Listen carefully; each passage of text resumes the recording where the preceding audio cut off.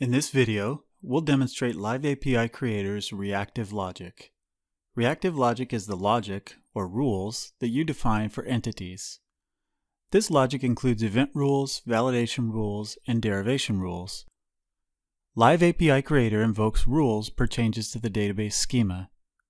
For example, when a new record is inserted into a table, the change triggers Live API Creator to recalculate the rules. Let's see how Reactive Logic works here in the Demo API sample. First, let's take a look at the database table and records in the REST lab. You can use the REST lab to send requests to an endpoint, such as to a resource, table, or view endpoint. Let's retrieve the customer table REST endpoint. Click Get.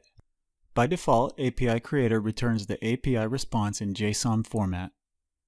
The customer table includes the following columns: name, balance, credit limit, and comments. Let's take a look at the rule that has been defined for the customer table, a validation rule. When the customer table is updated, Live API Creator triggers this rule. Validation rules are the most familiar form of business logic and are expressions that must be satisfied to commit transactions. Clicking the name of the rule opens the rule definition. The JavaScript code defines the business logic.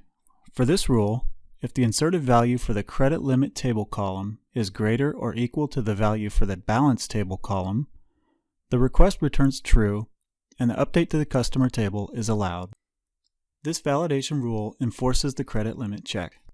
If the result of the rule execution returns false, the request returns the error message that is specified here. You can view the references for your API, such as how to authenticate, and details on how to connect to your API from the Connecting tab in API Docs.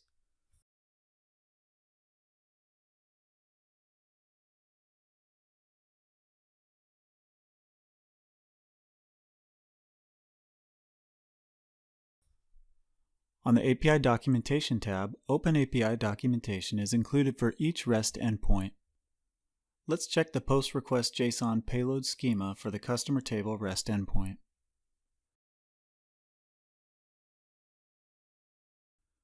Click the endpoint to display a list of the allowed HTTP methods and then click Post.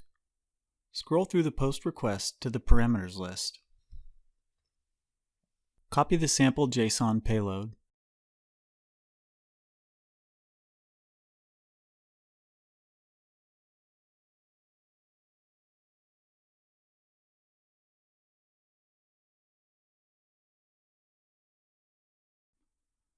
Let's go back to the REST lab. Let's make sure that the customer table REST endpoint is selected, and then paste the sample JSON payload in the request field. In the payload, we'll enter the company name Test Company, 10,000 as the balance, a credit limit of 1,000, and a comment. The validation rule will enforce the credit limit.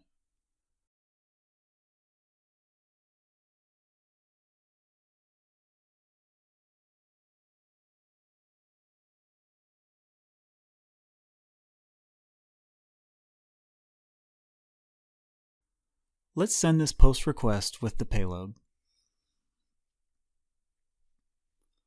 An error is returned in the response. When API Creator received the request at the customer table REST endpoint, the change triggered the validation rule, and the post request was not allowed since the credit limit is less than the balance. That is, the rule returned false.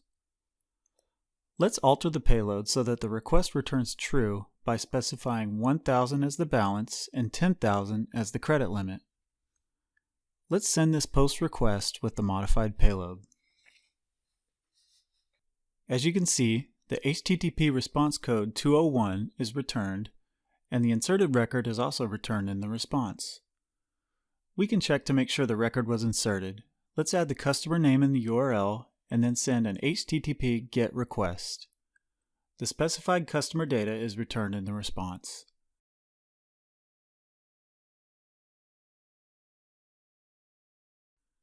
Generally, API developers implement rules like the one we just looked at in the API application logic by coding. But with Reactive Logic, you just specify a piece of coding in JavaScript as a rule for the table. In that way, Reactive Logic maintains the database table consistency that the API requires.